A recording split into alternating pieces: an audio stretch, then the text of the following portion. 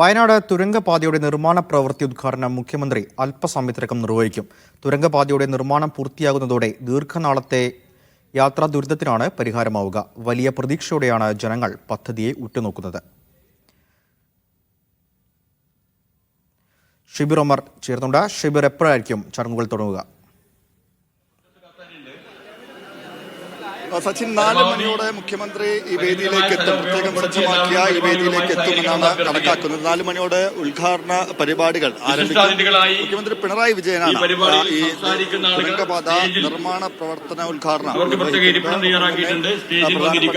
മറ്റ് ജനപ്രതിനിധികൾ, മന്ത്രിമാർ എന്തായാലും വർഷങ്ങളായിട്ടുള്ള മലയോര ജനതയുടെ കാത്തിരിപ്പിനാണ് അറുതിയാകുന്ന ഒരു സ്വപ്ന പദ്ധതി എന്നാണ് സംസ്ഥാന സർക്കാർ തന്നെ ഈ പദ്ധതിയെ വിശേഷിപ്പിക്കുന്നത്. ആനക്കാമ്പൊയിൽ മേപ്പാടി തുരങ്കപാത, അതായത് വയനാട്ടിലേക്ക് യാത്ര എളുപ്പമാക്കാൻ, സുഗമമാക്കാൻ ഇത് സഹായിക്കും. ഒപ്പം തന്നെ വലിയ വികസന കുതിപ്പിനും ഈ തുരങ്കപാത യാഥാർത്ഥ്യമാകുന്നതോടെ വികസന കുതിപ്പുണ്ടാകുമെന്നാണ് കണക്കാക്കുന്നത്. പ്രത്യേകിച്ച് ടൂറിസം മേഖലയിലടക്കം ഇത് വലിയ തരത്തിൽ മുന്നോട്ട് പോക്കിന് സഹായിക്കുമെന്നാണ് കണക്കാക്കുന്നത്. എന്തായാലും 4 വർഷം കൊണ്ട് നിർമ്മാണ പ്രവൃത്തി പൂർത്തിയാക്കാനാണ് ഇപ്പോൾ ലക്ഷ്യമിടുന്നത്. ഇപ്പോൾ നിർമ്മാണ പ്രവൃത്തി ഉദ്ഘാടനം മുഖ്യമന്ത്രി പിണറായി വിജയൻ നിർവഹിക്കും.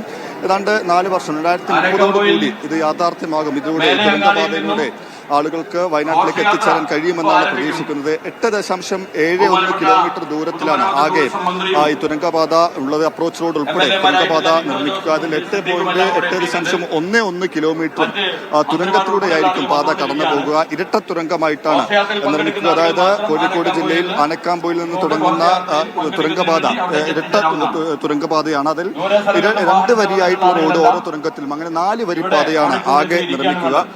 കോഴിക്കോട് മറിപ്പുഴയിൽ നിന്ന്, അതായത് ആനക്കാമ്പൊയിൽ, നമ്മളിപ്പോൾ നിൽക്കുന്ന ആനക്കാമ്പൊയിലാണ്, ഇവിടെ മറിപ്പുഴയിൽ നിന്ന് തുടങ്ങുമ്പോൾ ഏതാണ്ട് 2 പ്രധാന പാലങ്ങളും 3 ചെറിയ പാലങ്ങളും ചെറുപാലങ്ങളും ഈ പാതയുടെ ഭാഗമായിട്ട് ഉൾപ്പെടും. ഒപ്പം തന്നെയാണ് 6 വളവുകളുള്ള റൂട്ടിൽ 6 വളവുകൾ കണക്കാക്കപ്പെടുന്നുണ്ട് നിർദ്ദിഷ്ട ഈ പാതയിൽ. അതിൽ തന്നെ 300 മീറ്ററിൽ ഇരട്ട തുരങ്കങ്ങളെ തമ്മിൽ ബന്ധിപ്പിക്കുന്ന മറ്റൊരു ക്രോസ് പാസേജ് കൂടി ഉണ്ടാകും. ഈ പദ്ധതിക്കായി ഏതാണ്ട് 33 ഹെക്ടർ ഭൂമിയാണ് ഏറ്റെടുക്കേണ്ടി വരിക എന്നാണ് കണക്കാക്കുന്നത്. ഇതിൽ തന്നെ 5771 മീറ്റർ വനമേഖലയിലൂടെയും ഒപ്പം തന്നെ 2964 മീറ്റർ സ്വകാര്യ ഭൂമിയിലൂടെയുമാണ് തുരങ്കപാത കടന്നു പോവുക.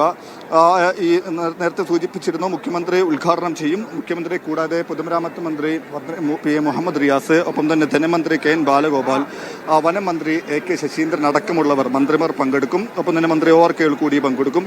MLA-മാരായ ലിൻഡെ ജോസഫ്, ടി സിദ്ദീഖ് അടക്കമുള്ളവർ ഈ നിർമ്മാണ പ്രവൃത്തി ഉദ്ഘാടന പരിപാടിയിൽ പങ്കെടുക്കും. ആനക്കാമ്പൊയിലെ സ്കൂളിലാണ് ഈ വേദി സജ്ജമാക്കിയിട്ടുള്ളത്. ഉദ്ഘാടനത്തിനായിട്ടുള്ള വേദി സജ്ജമാക്കിയിട്ടുള്ളത്. മുഖ്യമന്ത്രി അല്പസമയത്തിനകം തന്നെ ഏതാണ്ട് 4 മണിയോട് കൂടി ഇവിടേക്ക് എത്തുമെന്നാണ് കണക്കാക്കുന്നത്. നമ്മളിപ്പോൾ ദൃശ്യത്തിൽ കാണാം, നിരവധി ആളുകൾ ഇതിനോടകം തന്നെ ഇവിടെ എത്തിയിട്ടുണ്ട്. അത് രാഷ്ട്രീയ ഭേദമന്യെയാണ്. ഈ നാട്ടുകാർ ഒന്നടങ്കം ഇവിടെ എത്തിയതാണ്. കാരണം വർഷങ്ങളായിട്ടുള്ള അവരുടെ കാത്തിരിപ്പാണ്, അവരുടെ ആവശ്യമാണ് നിറവേറ്റപ്പെടാൻ പോകുന്നത്. ഒരു സ്വപ്ന പദ്ധതിയായി തന്നെ, സമീപകാലം കേരളം കണ്ടിട്ടുള്ള ഏറ്റവും വലിയ വികസന പദ്ധതിയായി തന്നെ ഇതിന് സംസ്ഥാന സർക്കാരും വിലയിരുത്തുന്നു. അതിനനുസരിച്ചുള്ള മുന്നൊരുക്കങ്ങളാണ് നിർമ്മാണ പ്രവർത്തനം ആരംഭിക്കുന്നതിന് തൊട്ട് മുമ്പ് സംസ്ഥാന സർക്കാരും ചെയ്തിട്ടുള്ളത്. അപ്പോൾ വേഗത്തിൽ ഈ പറഞ്ഞതുപോലെ 4 വർഷം കൊണ്ട് പദ്ധതി പൂർത്തീകരിച്ച് തുരങ്കപാത ഉപയോഗിക്കാൻ കഴിയുമെന്നാണ് സംസ്ഥാന സർക്കാർ കണക്കാക്കുന്നത്. സച്ചിൻ.